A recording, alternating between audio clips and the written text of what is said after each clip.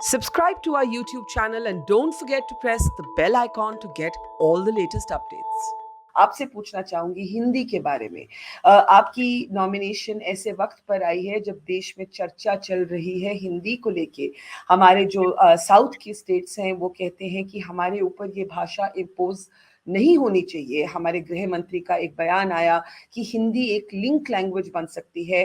तमिलनाडु से और जो हमारे प्रदेश हैं साउथ में एकदम एक तरह से एक बैकलैश हुआ। दूसरी तरफ ये भी है कि एक कॉलोनियल हैंगओवर है हमारी एजुकेशन में।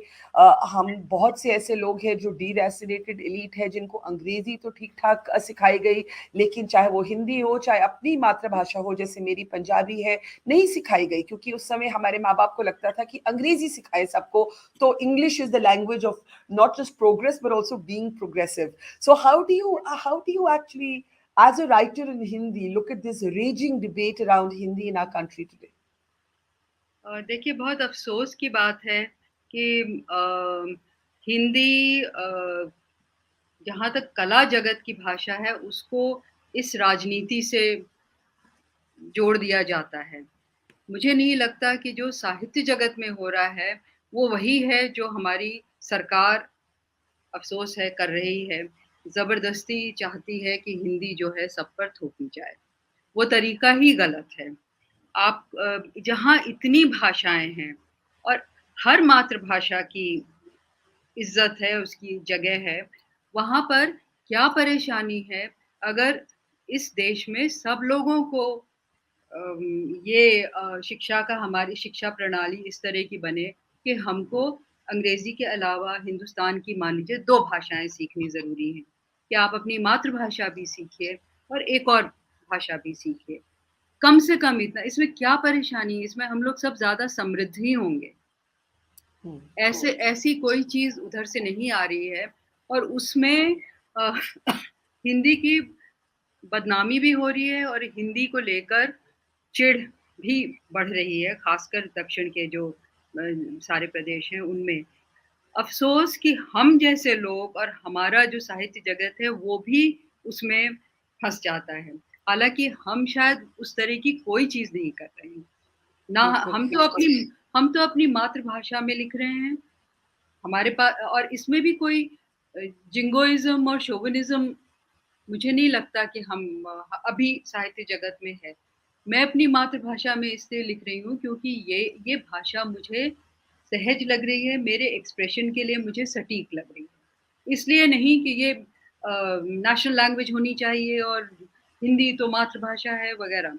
मुझे अंग्रेज़ी से कोई परेशानी नहीं है और मुझे इससे भी परेशानी नहीं है कि जिन लोगों को लगता है कि उनका एक्सप्रेशन अंग्रेज़ी में ही सबसे प्रभावशाली बनता है, वो उसमें लिखना चाहते हैं। तो ये बातें तो एक तरह से आपके इंट्यूइशन की हैं, आपके भीतर, आपके एक्सप्रेशन की हैं, आप किसमें पाते हैं कि आप सबसे बेहतर एक्सप्रेस कर सकते हैं।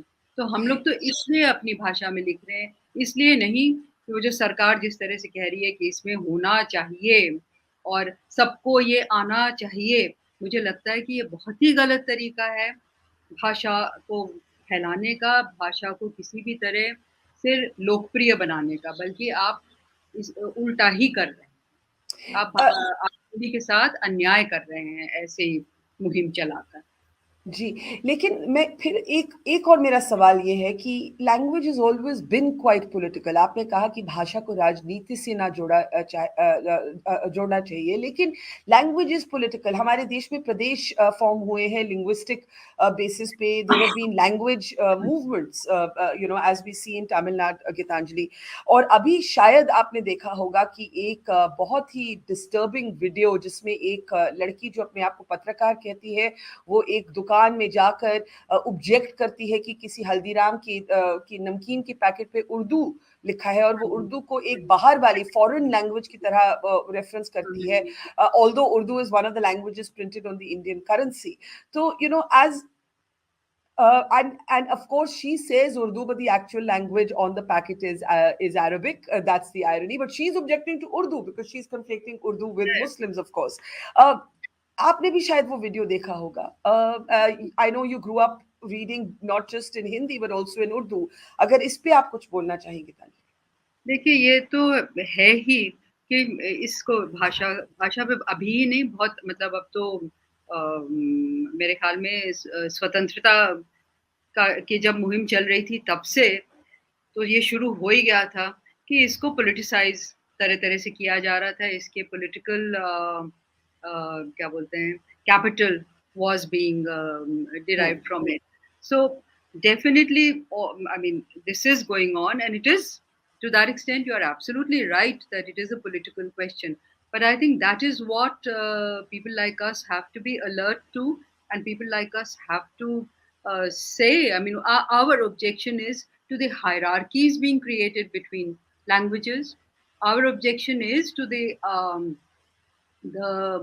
darar being created between languages, and languages being treated like representative of the other who is to be shunned, etc., etc. So of course we whether we like it or not, we fall into that debate. But I think that's where we have to well express ourselves and promote our point of view as much as we can, as best as we can.